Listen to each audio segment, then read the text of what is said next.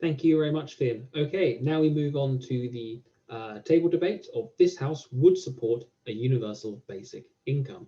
So tonight's opening for a proposition is Dasha. So Dasha, whenever you are ready, I will start the 5-minute timer. So, universal basic income, or as I called it, is the poverty is bad position. What does the UBI mean? And we will start with these definitions.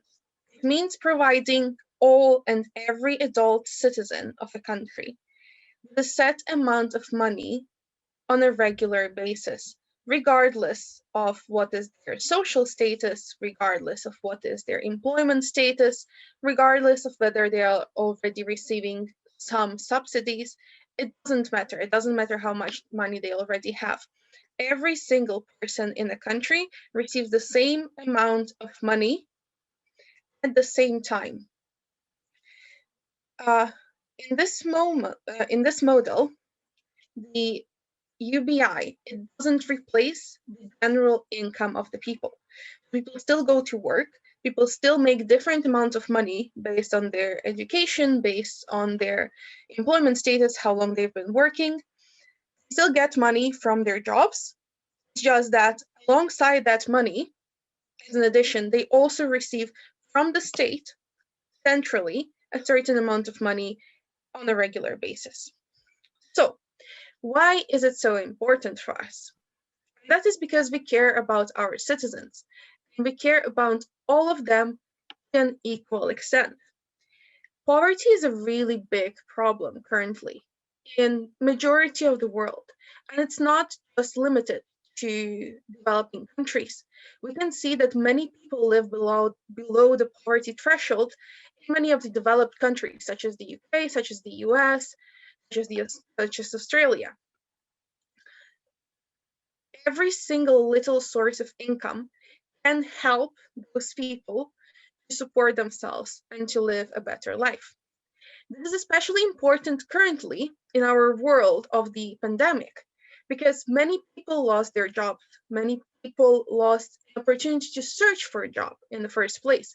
Many people are shielding right now, and because of that cannot go out and work. So all of these people are dependent on the support of their state in order to survive. It provides financial supplement to the poorest levels of the society, making their survival easier. This includes access to better health care when people have money, because health conditions might be the cause for people not to be able to take up certain jobs. And healthy population, especially during a pandemic, is something that is important for us as a country. Additionally, how UBI helps the poor layers of the society is through access to education. It is done either by investing into the younger generation by their parents. So if they have more money, they can invest into their children. Children get a better quality education and can provide a better life for themselves with better income. By providing people with the resources to actually get high quality and very expensive education, or by taking off the burden of having to work extra hours alongside getting education. Because I think it is a general thing, it is generally believed. If you have a better education, if you have a diploma, even if it is worthless in a way, because you didn't learn anything, for some reason the employers like seeing that. You can get a better life for yourself if you have an education. It provides a higher security for the population and makes the population happier. Now, to debunk certain myths that are connected to this model is there is this idea that people will become lazy if there is a UBI because they don't have to work as they already have money. However, this is where our definition comes in handy because it is not the main source of income of a person. It is a supplement to an existing income. And it has been proven in certain cases like the Mincom experiment or in Israel, for example, where there have been systems like UBI where the people who worked less hours when they were receiving supplement money were single mothers, new mothers, or teenagers who, by having some money, they didn't have to work extra hours, and because of that, they were able to spend it on more important things. The rich get richer, but we care about everyone equally. So even if they do get money, it doesn't make a big change to them. It does make a big change, however, for those from the poorer levels of the society. An example of a working UBI is, for example, the case of Alaska, where every single child, adult, man, woman, doesn't matter, every year gets a certain amount of money. So, thank you. Thank you very much, Dasha, for the opening speech of the night. And now we move to the opening for the opposition for the motion. This House would support a universal basic income. So, Helen, whenever you're ready, yeah, I'll start the timer. Right. Starting now. So I'm going to do one piece of rebuttal and then the rest of it will be integrated in my speech because I think they clash quite nicely. So my main point of rebuttal is this motion is very high waste and very low reward. It gives money at a flat rate to every single person, including the millions and millions who do not need it. A properly funded, means-tested system of giving out aid is much less likely to have significant high amounts of waste. It's actually going to give people in need the amount of money that they need, right? Because if this amount isn't sufficiently high to cover something like rent in London, it's not going to do enough good to justify the waste that is going to come from it by giving it to people who don't need it, right? And I think that is a major flaw. It's a very costly scheme and it would be very heavily criticized by fiscal conservative thinkers. Okay, first point that I have is about wages, basically. So this measure would stunt meaningful progress towards wage and pay rises. Why is this? An increase of the amount of income the worker gets that's given to it by the government means that the worker is less incentivized to pressure their employer for a wage increase or to address unfair wages because they don't need it immediately to survive, right? Because the government's giving it to some. The employer, in addition, has an excuse to avoid giving in to the workers' demands of better pay because they can simply shrug off any request for higher wages with a reference to UBI. And they can say, well, you know, why should we pay you more because you're getting UBI? Surely this is enough to live on. And it means that people are the ability to utilize things like strikes in order to get higher wages, that power is reduced because the employer doesn't have an incentive and the worker doesn't have as much of an incentive to immediately push for better wages, right? It also means competitive high risk and middle class careers would likely be hurt the most. Because they already pay very little at the bottom and you're expected just to like wait until you earn more and then live with it, I guess. And workers essentially would end up taking over time a pay cut in real terms, right? Because the cost of living would go up, things like rent, cost of food, the cost of clothing would go up, and wages wouldn't and the UBI wouldn't, right? So over the short to medium term, everything might be fine, but in the long term, the workers' wages aren't rising at the rate it should to keep up with inflation. And it means that it's just like ultimately the long-term aims of getting better wages are squandered because the employer can just point to UBI and be like, well, if you aren't satisfied, you're just greedy. Karl Marx himself criticized a UBI trial for similar reasons. He thought that it was going to be detrimental to people's efforts of gaining class consciousness and better wages and stuff like that. So the long-term impact of UBI in a capitalist society is one of more and more misery for the worker who we should be trying to protect. As I pointed out in my rebuttal, means testing is the current system of giving out benefits in many places in the Western world. Why should we tear down a system that is beneficial to an overwhelming number of people who use it? Why should that funding be allocated to people who are middle class who don't need £1,000 a month, who don't need £300 a month because they're already getting sufficient from their jobs? Why isn't that money better spent on actual giving it to people who need it, right? Giving it to people who are actually in poverty instead of just like middle class people. And it doesn't take necessarily difference in circumstances into account. Rent in Aberdeen is much less than rent in London. Which one do you accommodate for example? So you're proposing replacing a system that has sadly failed a few with one that will fail many, many more people. And I have 1 minute left. That's fun. Right, my final point is that UBI will be detrimental to attitudes towards the lower classes. What do I mean by this? The capitalist is able to use UBI to promote the lie that their hard work, their own motivation, got them to where they are. If you're getting UBI and you're getting like a meager wage, then any poverty you're in is entirely your own fault, instead of everyone else knowing the objective reality that like capitalism is a sham. Because they would argue that everyone starts the same set of tools and is your fault if you remain in poverty, right? And so we think that bad attitudes about laziness would be worsened. And I'm out of time now, but that's fun. So in conclusion, don't do this. Thank you very much, Helen, for the opening opposition speech of the motion, this House would support a universal basic income. Now we move back to proposition with Gregor. So Gregor, whenever you're ready, we'll start timer.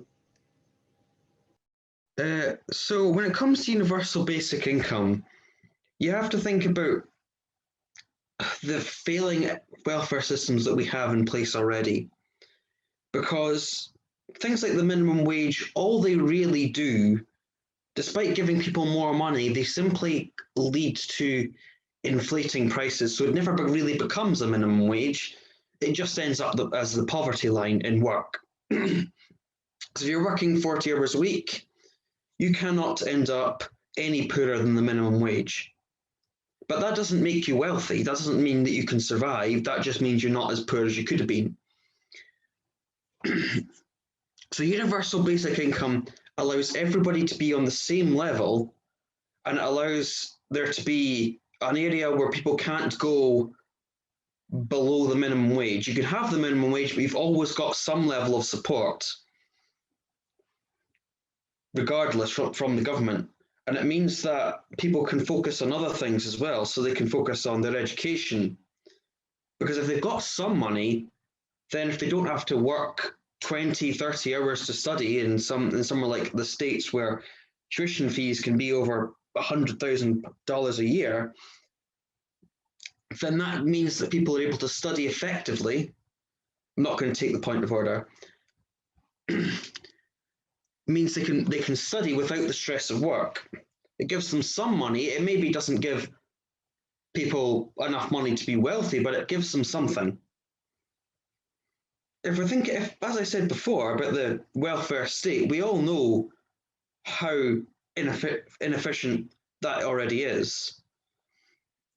Universal credit, for example, was a complete and utter mess. If you have an income for everybody, then you don't have the problems that universal credit has. It takes into account things like rent rather than trying to get people out of getting money, because universal credit is means tested, but unfortunately under the current government, that can be kind of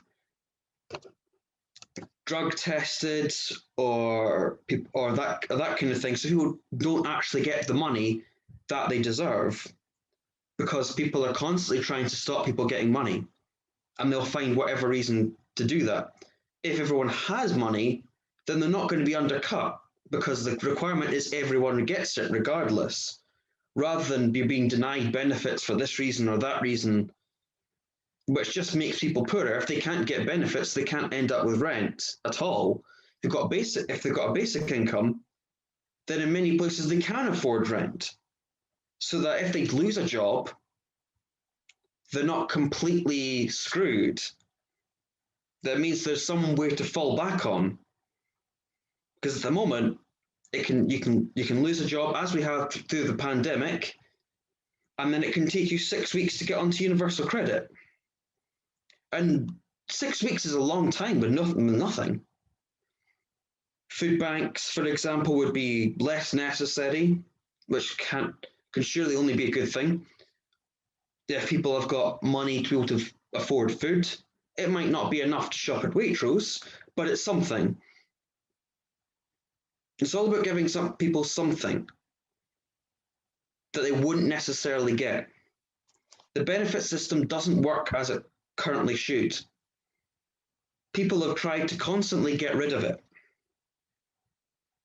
So if you have a universal basic income, then you don't need as much of that. The testing, for example, the means tests for it is unnecessary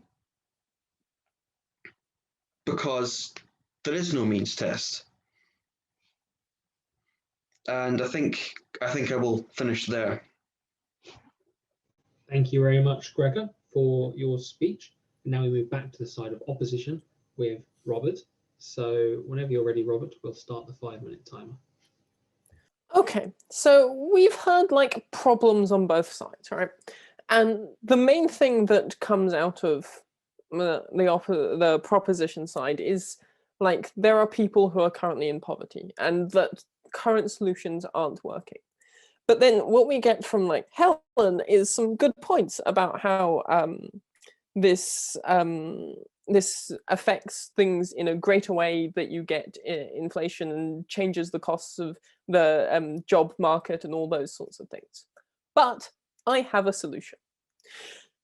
The implementation of UBI would cost a lot of money. And I mean a lot of money, because you're giving a considerable amount of money to everyone in the country. So with that amount of money, if you're going to invest it to get the maximum amount of effect you want, or if you want to invest less money to get the same effect, there is an alternative option. This is called universal basic services. So this would be the government, instead of giving you a packet of money every month, they make sure that you have access to certain services. What might this look like? Well, we already have one universal basic service in this country, the NHS. That is a universal service, free at the point of access. Anyone can go there. That's a universal basic service. So you would simply expand that model to other things that people require for life. So you may have a universal service, a basic service for providing people food. This doesn't mean that there would no longer be ways to get food outside of that, but it would mean that there is a way that if someone wants food from this service, they would go to the service and get food. You might have a universal basic housing service, like a way to house everyone who needs a house. Moving into a slightly higher level, things you can do is make all public transport free, cheaper than UBI, and it saves people money and allows them to get around, allows them to go look for jobs, allows them to travel to work, all those sorts of things. It cuts down on carbon pollution. Also, current age, very relevant, universal basic Wi-Fi. You cannot exist currently in the pandemic without Wi-Fi. And so many more jobs are going to be requiring that. I'm going to be requiring that you work from home. And if you gave everyone free access to Wi-Fi, they wouldn't have to pay for that. They wouldn't have to worry about that. You could ensure that it's of good quality. You could ensure that therefore the economy is working smoother, because then everyone's more connected. They're able to access more opportunities, right? And how does this then become more cost efficient, right? Because we love cost efficiency. One, economies of scale. If you're buying things in bulk, if you're doing anything in bulk, it's going to be cheaper because you can put in larger orders, you can negotiate from a stronger position. This is why British healthcare is cheaper than American healthcare. It's a very simple thing. Secondly, we think this would benefit the poorest. We think that Helen brought up a lot of good points about this. We are wasting money giving it to people who don't need it, but we don't necessarily think this is the case here, especially in cases like public transport or the provision of housing. The people who are going to be needing this and the people who are going to be using it most are going to be from lower socioeconomic rungs. So you invest into this and you benefit only the people who use the services, only the people who choose to use the services. So the people who have enough money to take another option, go take another option, and you don't have to pay for their services, right? And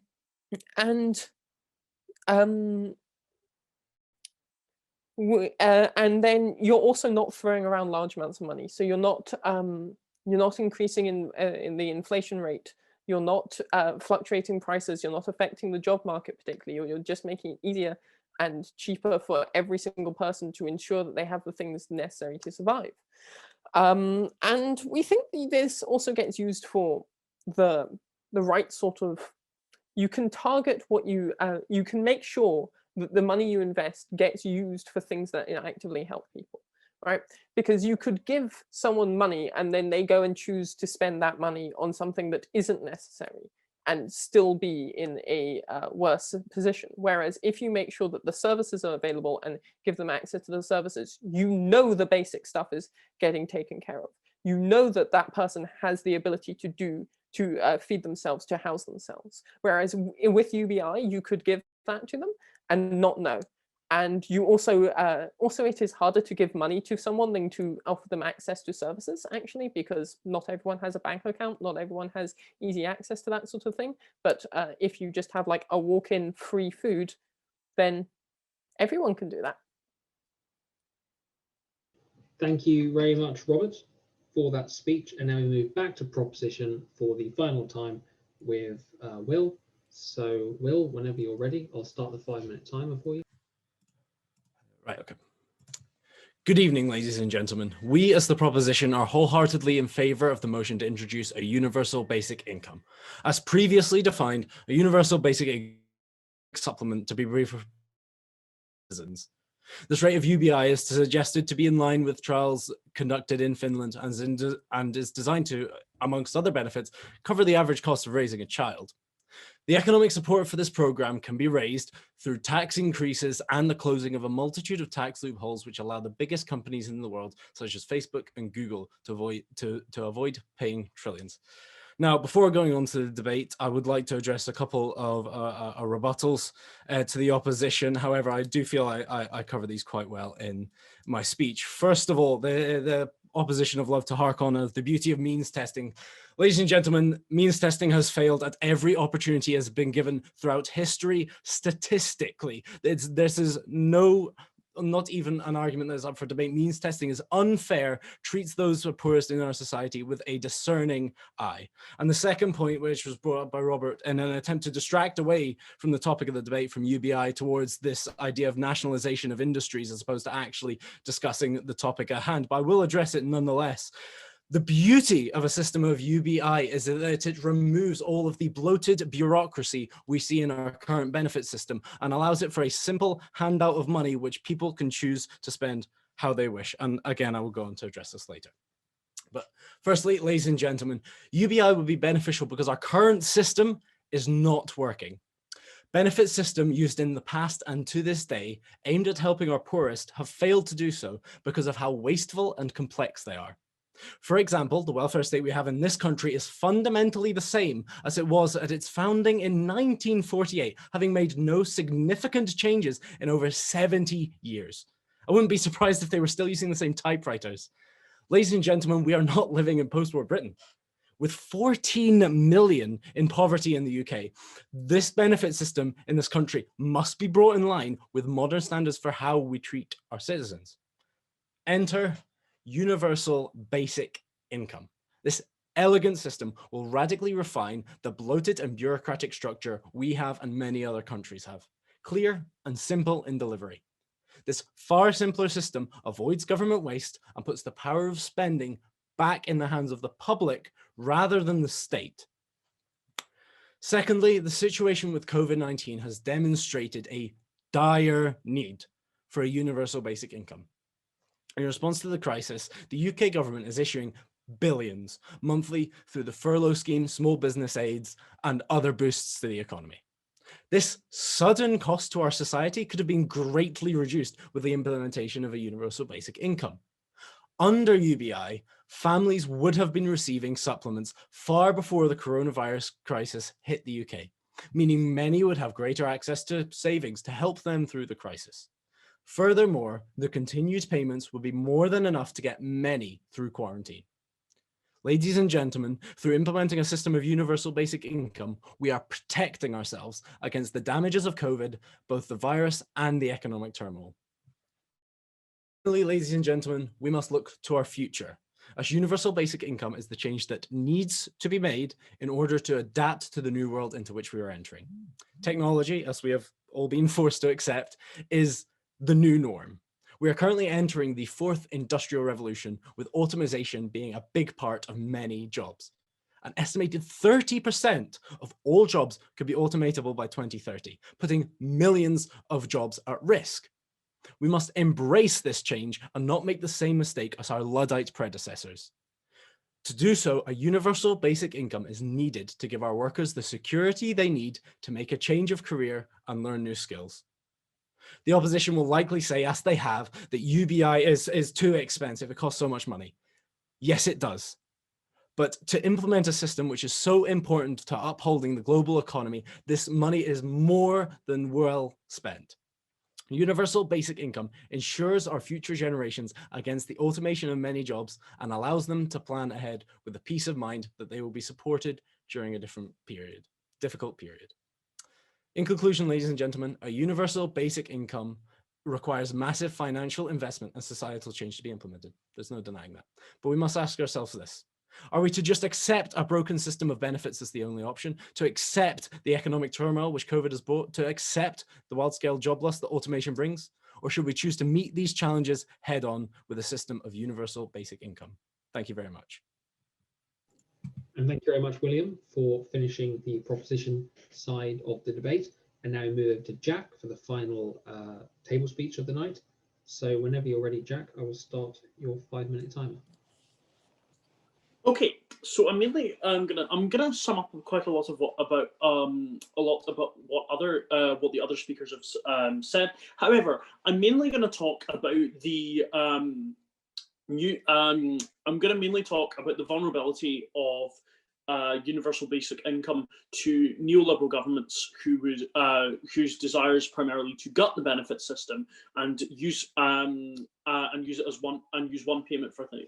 To quote a friend of mine who's of a libertarian point of view, if a benefit system is to exist, it should be UBI because we have the opportunity to make it as minimal as possible. So that's where we're at. So basically, I'm going to talk about the right-wing case for UBI and why it's bad. So,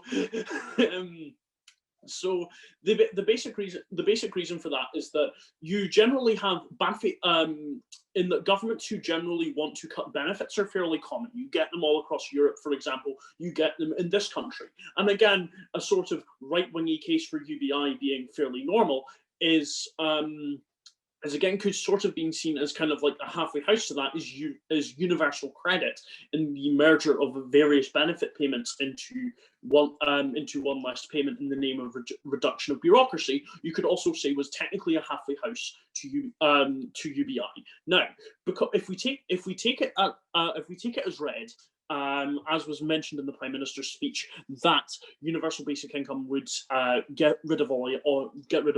basically get rid of the benefit system, therefore get rid of means testing. That means you get rid of benefits like, for example, housing benefit, disability payments, like the one that I'm in receipt of, personal independence payment.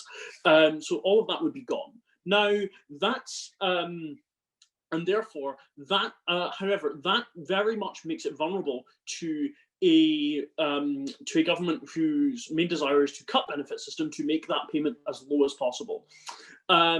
Secondly, I think that universal income will drive one of the things that the Deputy Prime Minister talked about is the honourable gentleman mentioned the idea that in terms of like inflation. And the simple fact of the matter is that a universal basic income, no matter what level it's set at, would almost certainly drive up and would result in a higher cost of living associated with the spending power associated with the new spending power that a fair whack of society would then have. So that would therefore making it meaningless. And so that therefore making it meaningless because yes, you have more money in your pocket, but at the same time, a loaf of bread, a pint of milk, those things are going to cost more in relation to the relatively new spending power that that people have. So therefore, UBI is relatively a pointless exercise.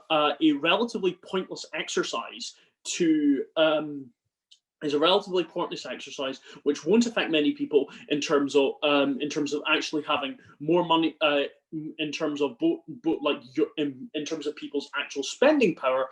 And it is very much vulnerable to economically neoliberal governments wishing wishing to cut the benefit system, which they can do, but wishing to cut the payments that they wish to give to the most vulnerable in our society in one fell swoop, purely by making the rate of UBI not high enough to actually meet the cost of living. Okay.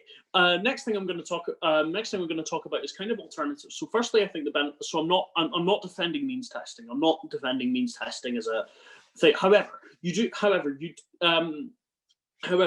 can very much get the desired effect by increasing key benefits to a level that you think, and reduce the means test and reduce the levels of means testing for doing this. So, for example, job seekers allowance, now part of universal credit, you could very easily create the desired effect by increases to job seekers allowance and reduction of the means testing. For example, the requirement to have applied for X number of jobs in a space of time. So I don't think it's side opposition's burden to defend the component of job seekers allowance that you have to be actively looking for work in order to cite it. So what have I told you today? I've told you that universal basic income is inherently vulnerable to gutting and to the gutting of the benefit system by libertarians in order that will make things worse, not better.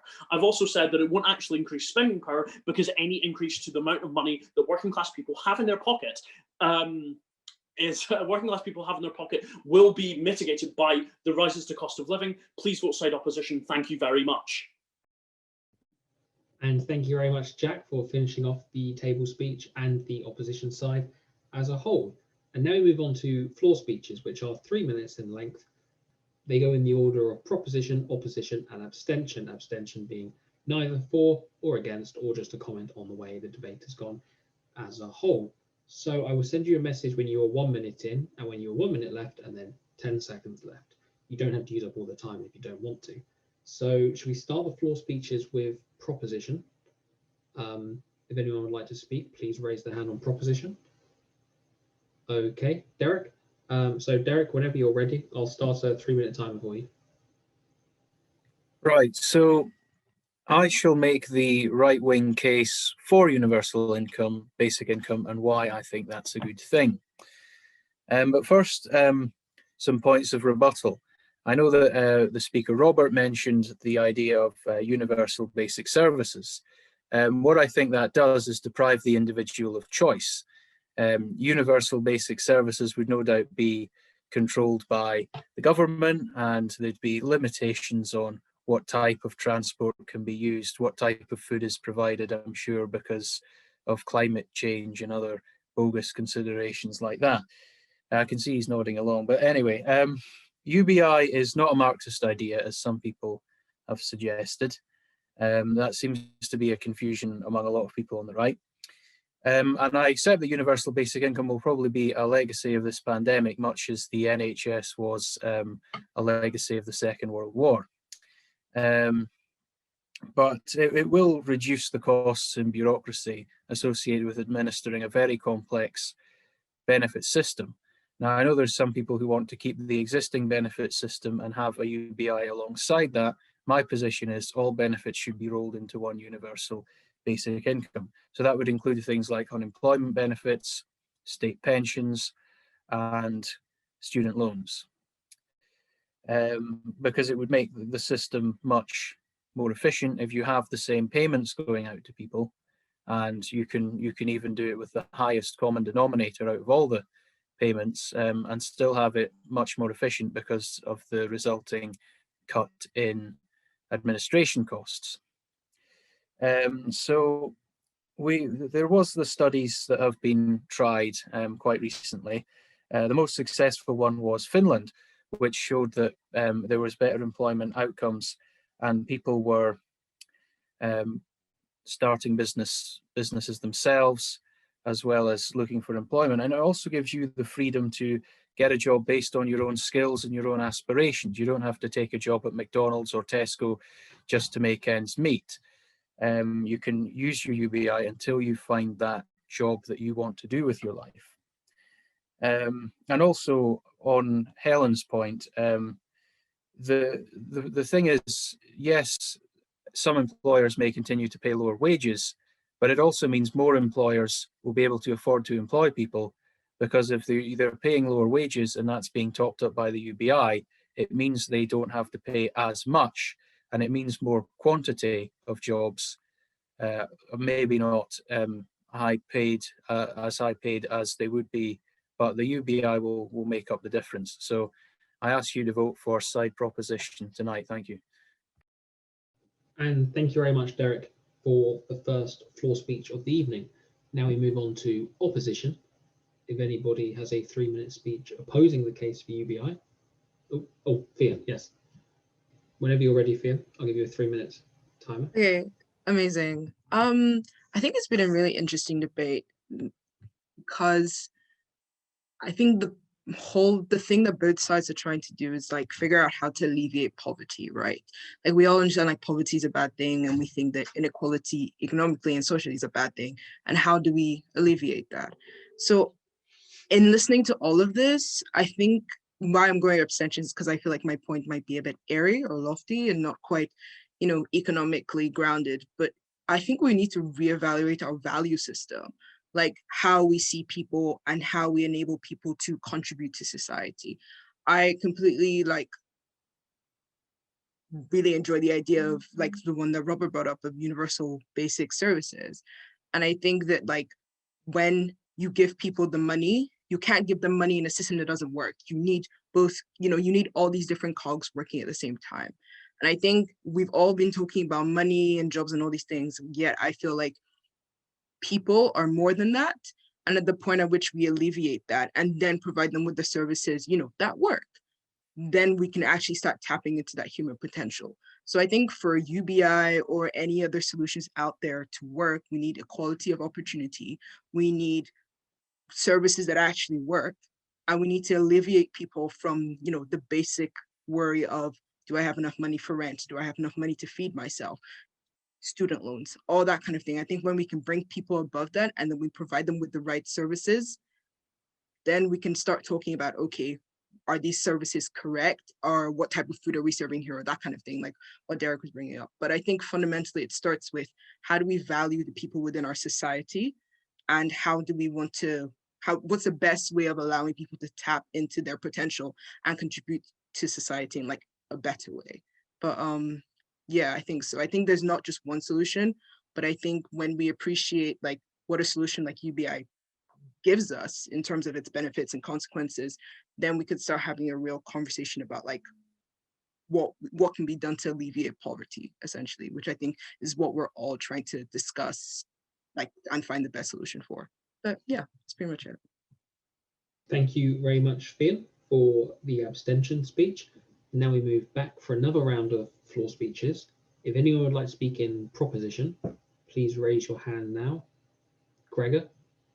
So Gregor, do you want to give a 3-minute speech, and I'll start the timer when you're ready?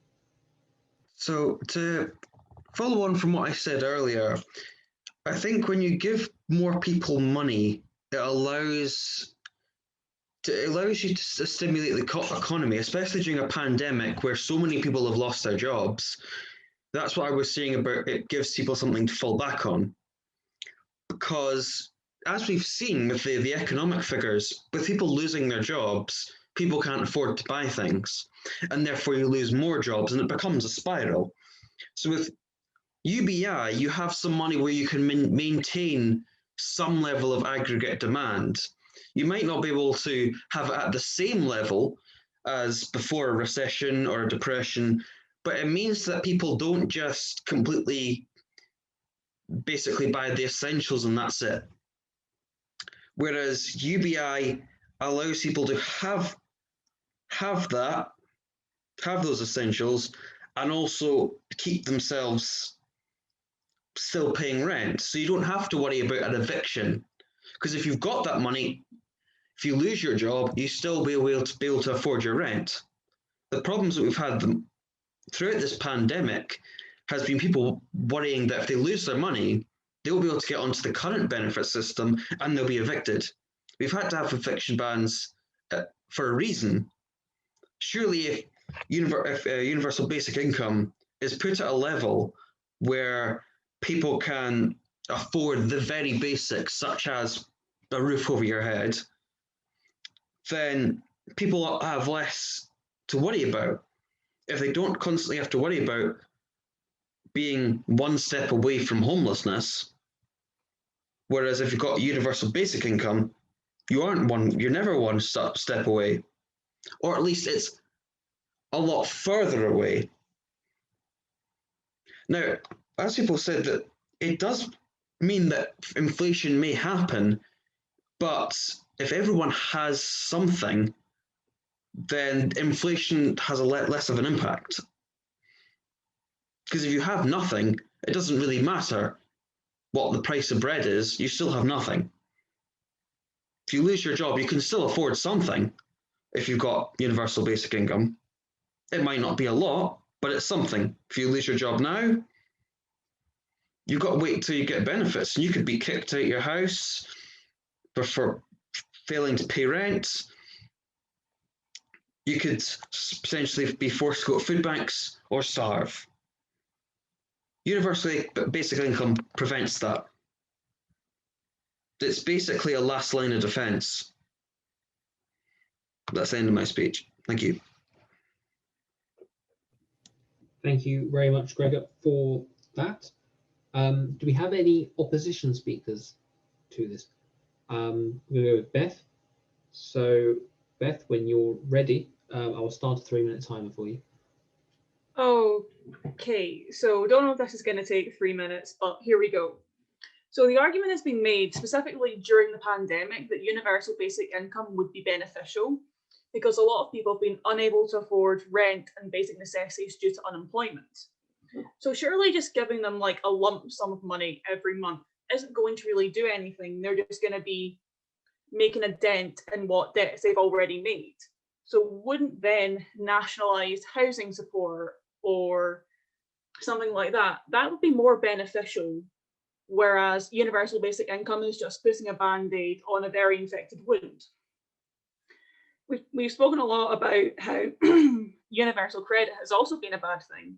It's very vulnerable to whatever government puts it in.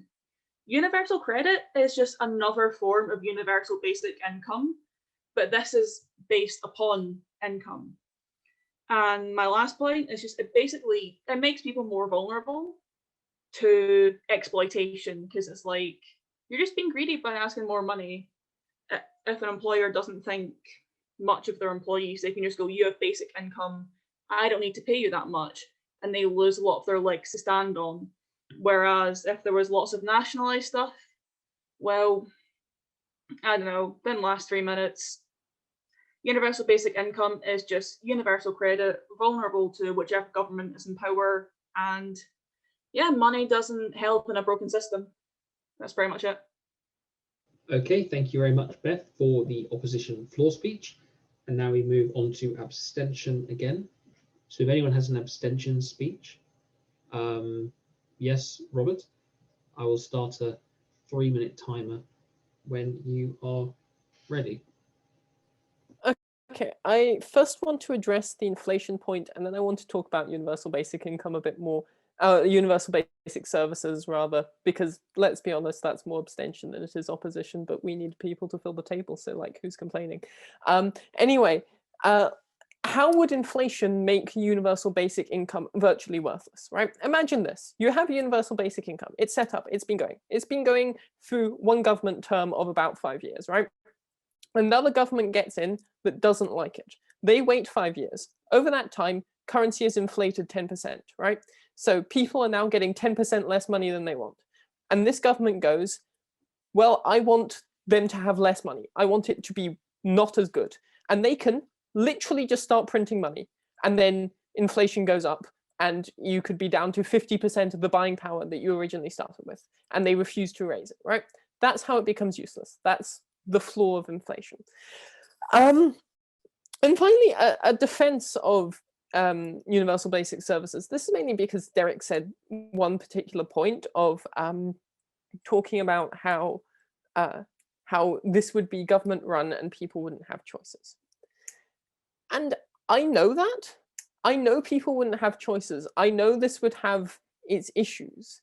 But the fundamental point is, currently, under our normal system, people are starving. 50% of children in this country are in poverty, right? Like, there are people who cannot physically get enough food to eat. There are people living out on the streets who then go and die of exposure. If you provide everyone with free food, provide everyone with free housing, less people die, less people starve to death, children get better educations. Right, why do you want children getting better educations? Because children who get better educations are more likely to innovate, they're more likely to work hard later. If they're not malnourished because they've been in food poverty, they have stronger bodies, they have better cognition, they're better able to work. It benefits society overall. Like, that's why we pay for free school, because we like living in an educated society. We should pay for free food because we like living in a society where everyone eats, right? This isn't about choice. Isn't important when you still have basic human needs to fulfill, when you still have people who are literally dying and the government could take action to fix it, right? Because no amount of choice of people who aren't dying is worth another person dying. And that's what I want to say on that. Thanks. Thank you very much, Robert, for the abstention speech. I'm going to go another round, I think, as there have been hands up throughout. So to get everybody to speak, we'll go back to proposition again. So William, do you want to give a 3-minute floor speech? I'll start the timer when you're ready. Yeah, Granzo, I would just like to tackle some of the many points of clash that have been mentioned over the course of this debate, this discussion, and really a lot of the mislabeling of both the ideas of UBI, Universal Basic Services, and really everything else throughout this debate. So first of all, there's this idea that it gives workers less power because employers can simply say, well, you've got your universal basic income. Every study into universal basic income has shown that it increases discussion between employers and employees, because employees no longer have that exact same fear of, I can't have an issue with my employee right now because I need this job. The safety net that UBI provides allows them to make these hard discussions, push for that wage increase that they so clearly need, without the fear that if they lose this, they could be immediately endangering their family. They have this safety net. And regardless of whether Jake's libertarian friend and what he has to say, none of that disproves the myriad of evidence that we're seeing from studies in Finland and all around the globe, which illustrate the massive benefits to mental health, economic prosperity, and society as a whole that UBI provides. And this idea of universal basic services, which has been brought up, a great topic of discussion, of course, but this idea has been sort of put through as if UBI and universal basic services are the yin and the yang. You can have one or the other. No, they can be brought together, and you can absolutely utilize both services. Just because universal basic services may indeed be a good idea, that's a debate I'd be more than happy to have any other day. That does not in any way disprove the validity that UBI could be greatly beneficial to multiple countries around the globe. And finally, this point that was repeatedly brought up, which is that UBI is vulnerable to the wills of the current government. If a libertarian government comes in, they can just push it aside. If they want to wait for inflation, force inflation as suggested to make UBI invalid. This says nothing about UBI, because every government has an impact over the benefit system, whether that is a benefit system or a universal basic income. The reality is that every government is going to have an effect of the plans that are put in place. UBI, on the other hand, can be easily publicly monitored, can be adjusted for inflation, obviously suggesting that the government doesn't force inflation upon their country, and therefore is a much better system than the under-the-board, governmentally managed, bloated system of benefits that we otherwise have. My final point, just to conclude, is this idea of providing free food, which was brought up by the previous speaker, or the previous before. Whilst this is a great idea, we would love for free school meals, free meals for all to be a great idea. We have seen what's happened in England recently, the laughable school meals. Let's not even suggest that we go back to that. Thank you very much. And thank you very much, William, for the proposition floor speech. Now we move to opposition. Is it Rachael? Will you guys give an opposition speech? I'll start your timer if you unmute yourself so we can hear you. And begin Sorry, whenever you're ready. it won't take 3 minutes or anything, but the only thing that I'm noticing is there's a lot about universal basic income. There's a lot of mention about how much feelings we've got in our current government. Now, if we implement universal basic income and we also give it to people who don't need it, like middle class, like richer class, or upper working class, would that not create the issue that we're still going to be relying on the government, regardless if it's a left government or a right government? If they're feeling that already, if the argument is that they're feeling that already, how are we going to improve on it? I mean, personally, my opinion is against universal basic income. I think that what we should do is we should be looking at poverty, and what we should be doing is we should be improving it by improving our current systems, rather than making people who don't need it, have it. And then also as well, don't know if this is, a stupid view or anything. Personally, I don't agree with giving the government too much control, and I don't think it's a great idea to be relying on the government as much. Obviously, there's people who need it, but in a capitalist society, I think it's good not to be relying on the government. Whereas you're looking at more socialism and down that kind of route with universal basic income. But yeah, that's pretty much my point. Okay, thank you very much, Rachael, for that speech. That is the final opposition speech of the night. Okay, now we move on to the vote for the evening. Cool, so the way we vote in this house is by raising a hand, sending a message to the side chat, or putting something on your screen. It will go in the order of proposition and opposition. There is no abstention vote, you just stay silent throughout if that is the side you choose. So all those in proposition to the motion, this house would support universal basic income. Thank you very much, everybody. And all those in opposition to the motion? Okay, thank you very much, everybody. So this house has just voted, and they have voted that they would support a universal basic income. So this house would support a universal basic income, has won tonight's debate. Thank you all very much for showing up. We're going to announce next week's debate topic. So next week's motion is a collaboration with the History Society. This house regrets the romanticisation of Scottish history. There have been already 4 places taken on this debate.